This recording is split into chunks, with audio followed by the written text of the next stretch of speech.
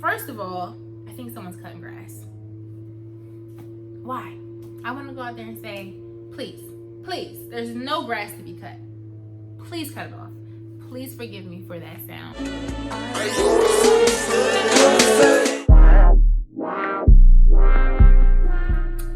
Hey everybody, welcome back to my YouTube channel. My name is Alicia Elizabeth and I am so excited that you have decided to join me here today. If you are a new viewer and a potential future subscriber, welcome. If you are a returning viewer, aka a returning thickie, you looking good if I do say so myself. Welcome back to my channel. There's so many things happening and I just want to let you know what's going on, and then we're going to get right into today's topic. First of all, I think someone's cutting grass. Why? I want to go out there and say, please, there's no grass to be cut. Please cut it off. Please forgive me for that. So Sundays, I do Slow Down With Me Sundays. It's where I get a chance to invite you into my life and things that I'm thinking about, things that have encouraged me. They will probably become bi-weekly. Mondays, you should catch up on any videos that you missed. Tuesdays and Thursdays, we will be unpacking a book. We just finished The Gifts of Imperfection by Dr. Brene Brown. So if you haven't seen that, go to my video links and you will be able to find that series. Wednesday, we are doing Wealthy Wednesday. We're going to talk about all things money, getting money, keeping money, investing money, flipping money, all of that. Friday, we will continue with Fitness Friday. Saturday will be bonus videos for things people have requested. So for instance, this coming Saturday, I will do a video on jumping rope because I am 3 months in and people are still asking me questions. And so I want to just invite you into my actual exercise routine so that you can see some of the things that I'm doing and what has worked for me and how I've managed to get to 3 months of jumping. Today's topic is about minding your business. I know it's a little aggressive and can be seen as a very offensive thing to tell someone, but as someone who loves and adores you, believe me when I say this, telling someone or yourself to mind your business is one of the best things that you could ever hear. Before we get into today's topic, let me do a quick check-in. Last week, in the last video, Fitness Friday 14, I said that I would probably not weigh in. The truth of the matter is, I have been traveling for weeks and was feeling bloated. I was feeling like I wasn't making the best food choices, though I was making the best food choices with what I had. I felt like when I was in DC, in California, I had been eating out so much that I'm like, there's no way the scale is gonna move. If anything, it's gonna move upward. And so I was confiding in someone about this and I'm like, I'm just gonna skip this week's weigh-in and get my head in the game because I just know it's terrible, right? And he was like, no, actually you're gonna weigh in because that's what you said you would do every week. You're gonna face the number on the scale and you're gonna keep it moving the following week. Also, he mentioned that, stepping on the scale, seeing where you are helps you posture yourself for the week to come. And so with the right accountability and the right encouragement, I weighed in on June 20th. Let me get to the page. And I lost 2.6 pounds. And so I was kind of shocked, if I'm going to be honest, because one, I was able to burst out of a bracket that I had been setting a goal for myself. Two, I didn't feel like I had lost any weight. I was still exercising while vacationing, still trying to get my water consumption in. When given an opportunity, I still try to get fruit and vegetables in, but I just did not feel like I had been eating the way I had become accustomed to. And it just felt like my body felt sluggish, and it's probably because I was eating out, even though I was making good food choices. And I didn't feel good. And so I was just shocked by it, but also really happy to see this number because the week prior to this weigh-in, I only lost a half a pound, which in my head made sense, right? I'm traveling, a half a pound is better than gaining. If I have to maintain the next couple weeks, I will. So I just was like all over the place, right? But it also served as a good reminder to me that we can't give the scale that much authority in our fitness journey. And so I even noticed myself doing that at this point just because I felt like everything that I had worked so hard to develop as my norm was unraveling because I was traveling. And so it was a really good moment, a good learning moment for me just to remind myself, but you still worked out. You made better choices while traveling. These are wins off the scale that prior to being intentional, you would not have made. So this past week, which I'm covering, is June 21st through June 26th. My wins include that I'm still working out.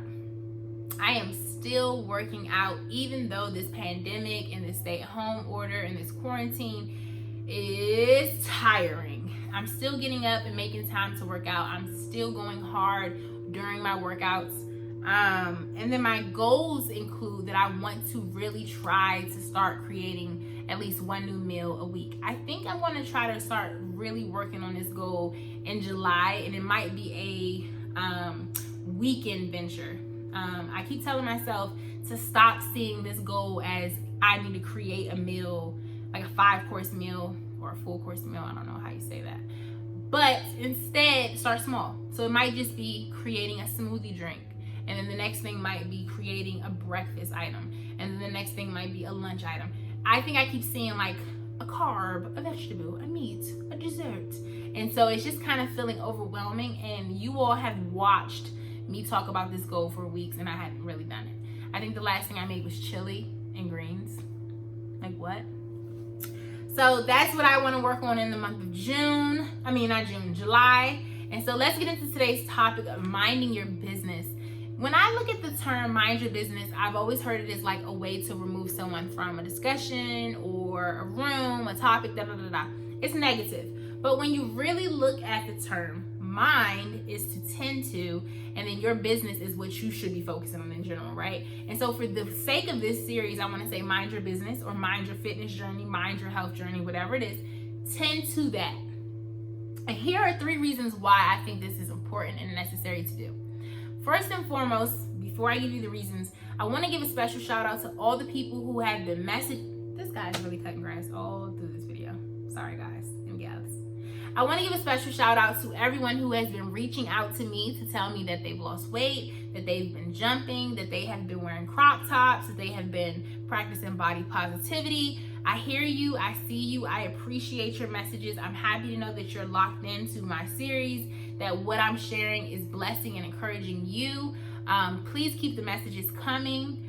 But however, I did get some messages where people were like, I can't believe that I'm not here, or that, I'm doing all these things and these are the results. And a lot of it stemmed from comparing to other people's journey. And so I hope that this is encouraging. You might find yourself saying, ouch, that's okay. I still want you to walk away with the mindset of moving forward. I'm going to focus on my fitness and health journey because that is what I'm supposed to be tending to. Okay. So number 1, it's your journey to start and maintain. Whenever I'm looking at someone else's fitness journey, and I'm going to share with you one of my favorites, Joy Chavez, I don't know how to say her name, but it's Bow Wow's daughter's mom. Love her content. I'm like, this girl is incredible. Her body is incredible. Never do I covet it or am I jealous of it. But I'm also like, yo, she has been putting in the work forever. Like, I remember coming across her channel, and this was years ago, and she was working out and she was eating. And so it makes sense that she's where she is. And so first and foremost, I can look at her page all day. But the reality is, in order for my journey to get to where I wanted to get to, which by the way is not her body, it's important. It is necessary for me to start and maintain this journey. Because no matter how much I look at, different fitness gurus or how much I share with you all on Fitness Fridays, you all can't come and work out for me. You all can't eat the right foods for me. So I have to put that same time and energy that I'm putting into paying attention to someone else's journey into my own so that I can get to where I want to get to at the pace that's comfortable for me. So right now I'm looking at Joy and I'm like, I love her content, love her body, love her fitness regimen, love her results, love the food she's eating. But if I'm gonna be honest with you, because I know this is a slow and steady race, I don't think that I'm too far off. And some of y'all can laugh right there, I know. And when I say I'm not too far off, I mean that if my life has the longevity that I believe it will have, those results are mine for the taking as well. But when I'm working out and when I'm eating, I'm not thinking about her, because this is my journey to start and maintain. I have to do what helps me and what is within my reasonable, choices to make that makes this maintainable, or sustainable is a better word, I guess. Number 2, comparison discourages you. I think it's one thing to look at someone else's journey and to pull gems from it and to pull resources and to correct your mindset and your posture. It's another thing to compare. All right, so going back to, let's say, Joy. I think that's how Joey or Joy. I don't know how to say her name. I can compare my body to hers and walk away extremely discouraged because, baby, they don't look the same. Or I can look at her body and her workouts and see the results she has, and I can say, oh, okay, so this is some booty exercise. Okay, this is some ab exercises. Okay, this is some leg exercises. And I'm not comparing my beautiful temple to hers, but I'm more so learning, like, okay, these are things that help sculpt the body that when I get to a place of comfort in my workout regimen, I can do. If I want to begin to see results, not see that, but see results in that area, because my booty can take on a different form than hers. And then what? Am I then going to be dissatisfied? And so it is important that when we are comparing, we're comparing with the mindset of, what can I take from you? What can I glean from? Versus, here's your body or here's your journey and this is the standard and I'm not meeting the standard. So now I don't feel good. Now I'm discouraged. Now I'm looking at your page and your content and your results and I'm still gaining weight, or I'm still sitting on the couch. I'm still where I was. Nothing has changed. I'm now more discouraged instead of encouraged by the information you're providing me with. Okay? And then number 3, comparison, if done incorrectly, highlights a worthiness issue. I feel like when you are working on your health and your fitness, now hear me when I say this. Oh, now he want to cut it off. Hear me when I say this. It is important that at the beginning of your fitness and health journey, you correct any inadequacy issues you may have. And it can happen in the reverse. It can happen that you begin to lose weight and then you understand your value. But hear me when I say this. You have to settle it that you are phenomenal right where you are. Even a 600-pound man or woman can make a phenomenal husband and wife. They can make a phenomenal father and mother, right? Even at 600 pounds, because our weight does not determine our worth. But when we compare, when we think that someone's value raises because of their weight, it really highlights a worthiness issue in us. To think that because a person has a flatter stomach, a rounder butt, more breasts, abs, stronger legs, stronger arms, that their worth has increased really highlights the deficit of how we see ourselves. And so my hope and my encouragement to you is that the comparison has to stop. Someone else's body and how it is sculpted is not the standard for you. Even if you all have the same body type. You have to see your body as a blank canvas and you have to say, I love that painting. I love that painting. That inspired me. Now I want to paint my canvas. But to sit there and to try to mimic that takes so much energy and so much work.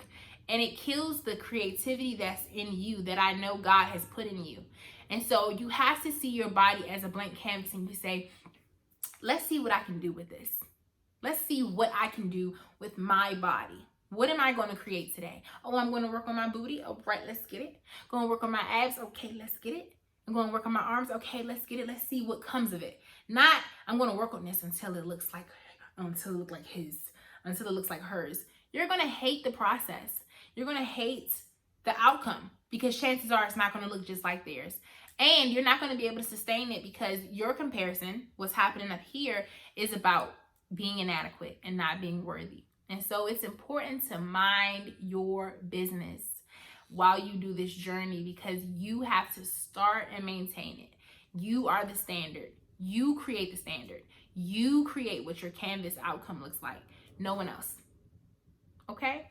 I will see you all in the next Fitness Friday next week. Next week is our official 4 months completed video. So I'm super excited. Thank you so much for rocking with me all this time. If you are new, go ahead and hit that subscribe button. I would love to have you. If you're a returning viewer, go ahead and share this video. Get this out to your community. It means a lot to me. And I'll see you all next week. Bye.